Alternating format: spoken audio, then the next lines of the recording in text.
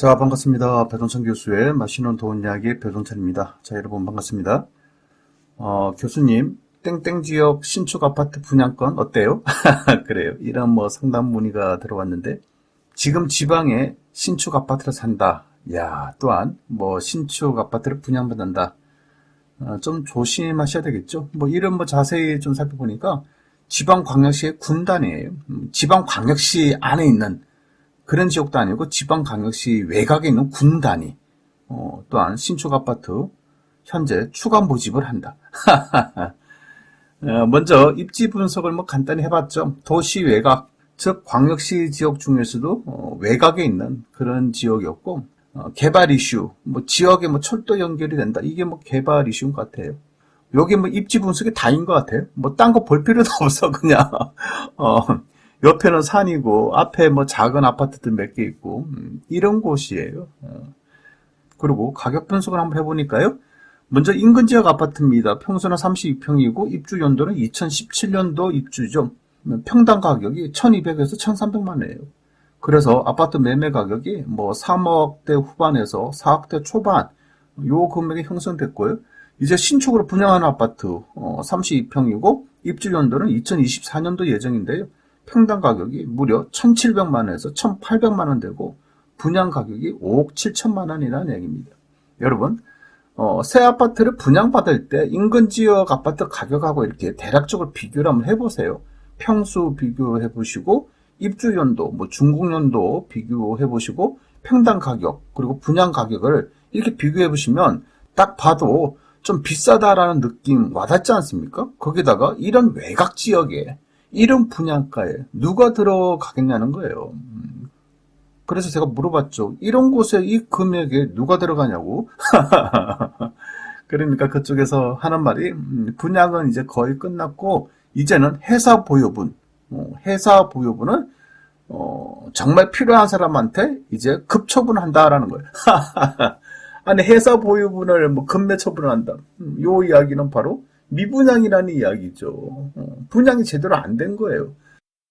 그러면 제가 뭐라고 말했겠어요? 네, 맞아요. 그런 신축 아파트 절대 사지 마세요. 있는 그대로를 그냥 얘기를 해버렸죠. 그리고 대략적으로 이렇게 부연 설명을 해드렸죠. 지금 신축 아파트 분양받는 것이 위험한 이유 첫 번째로 본다면 고분양가다. 맞아요. 지금 분양하는 아파트들 비싸도 너무 비싸다는 거예요.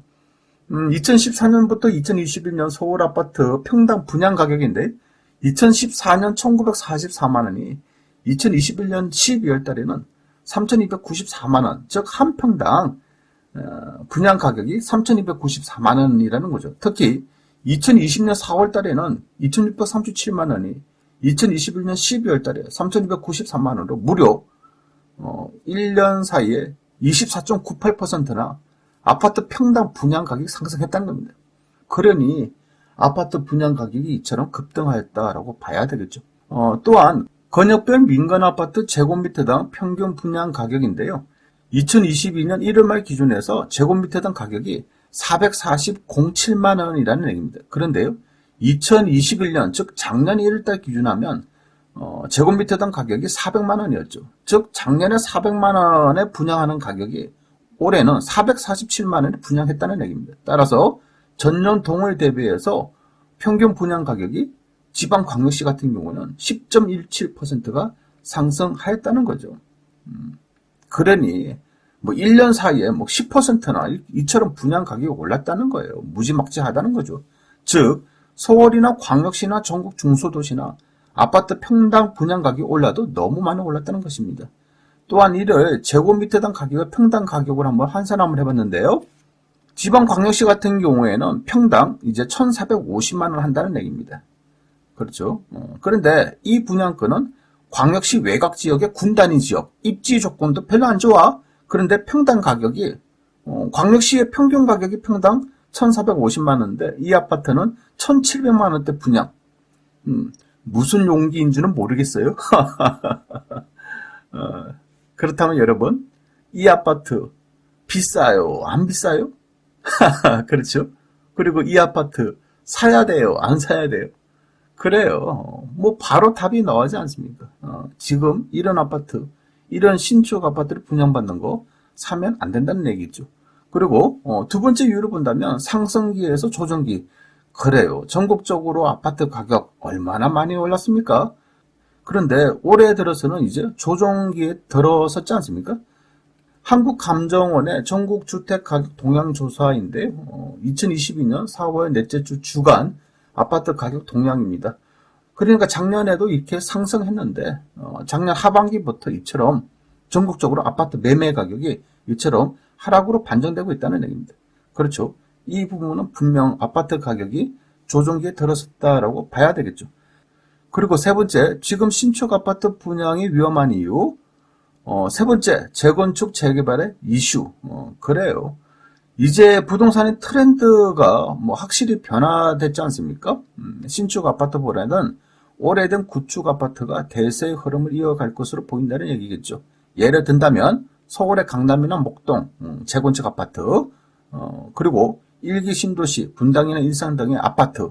왜냐하면 일기 신도시 같은 경우도 재건축이나 리모델링 뭐 이런 식으로 뭐 풀어준다고 했지 않습니까? 그러니 이런 오래된 아파트에 대한 기대감이 올라간다는 거죠. 결국 헌 아파트를 주고 새 아파트로 전환되는 그러한 시기라고 볼 수가 있다는 겁니다. 이런 의미에서 볼 때 지금은 기존의 20층, 30층 용적률을 다 뽑아먹은 2020년대에 지어진 신축 아파트보다는 재건축이나 리모델링이 가능한 1990년대 초반에 지어진 아파트, 그런 오래된 아파트들의 인기가 더 높아질 것으로 보인다는 얘기입니다. 네 번째로 본다면 러시아와 우크라이나 전쟁. 그래요. 이런 전쟁으로 인해서 세계 원자재 가격 급등을 하게 되었죠. 따라서 정부는 결국 표준 건축비를 6년 만에 인상을 해준다는 거예요. 이는 정부가 2016년 5% 인상 이후 이제 동결해온 표준 건축비를 올리는 쪽으로 가닥을 잡았다는 겁니다. 대략적으로 뭐 10%에서 15% 정도 이렇게 인상을 좀 생각하고 있는 것 같아요. 그러니 표준 건축비까지 올라가니 건설회사는 이때다 싶어서 분양 가격을 또 올릴 거 아닙니까? 그러하다는 거예요. 이러니 신축 아파트 고분양가는 더 앞으로도 더 이어질 것을 보인다는 거죠. 따라서 지금 분양받는 것은 위험하다, 이런 이야기가 되겠죠. 그리고 다섯 번째로 본다면 대규모 주택 공급 250만 호. 그래요. 어찌됐든 대규모 주택 공급이 지금도 이루어지고 있지 않습니까? 또한 상기 신도시 입주 시점이 되면 그렇지 않습니까? 이제 입주 물량이 한 200만 호가 이제 폭발적으로 늘어난다는 거예요. 이제 그러한 시기가 서서히 다가오고 있는데요. 이런 와중에 지금 분양받아서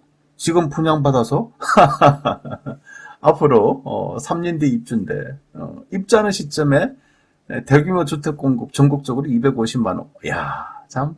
그러면 재미가 있을까요? 재미가 없을까요? 그리고 저 개인적인 생각으로는요. 여섯 번째, 서울 수도권 광역시 지방. 그래요. 건설회사 입장에서 서울 다 했죠. 수도권 다 했어요. 광역시 다 했죠. 지방까지 다 분양을 했지 않습니까? 서울에서 분양가 상대적으로 묶이니까 건설회사들이 수도권을 놓겠죠. 그리고 수도권에서 웬만큼 다 지었어. 그러니 이제 광역시로 갔겠죠. 광역시도 이제 다 지었어. 그러니 이제 중소도시 지방까지 지어야 되는 거 아닙니까? 그러니까 어떻게 보면 대형 건설회사에서 한 텀이 다 끝났다? 그렇잖아요. 이제 어떻게 보면 분양을 해가지고 뽑아먹을 지고 다 뽑아먹었다. 그런 이제 마지막 순간이 이제 도래된 것 같아요. 다만 서울 지역에 이제 분양가 상한제가 적용받는 아파트, 그런 신축 아파트는 관심을 계속 가지셔야 되겠죠.